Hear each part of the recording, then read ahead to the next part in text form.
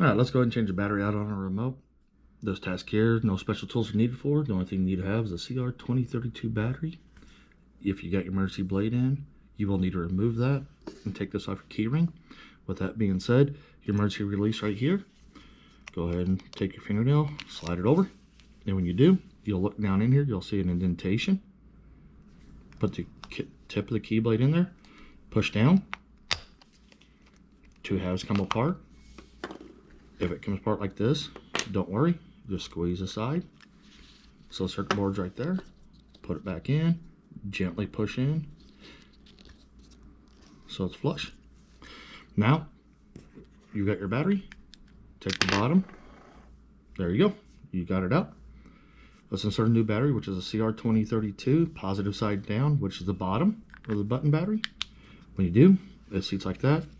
Take the two halves, and we'll put them together. And when you put them together, make sure everything's aligned in here. And gently squeeze. And when it snaps together, you know it's sealed. Hey, thanks again for watching. And if you would, make a comment down below. Give me a thumbs up if this video helped you. Be safe out there.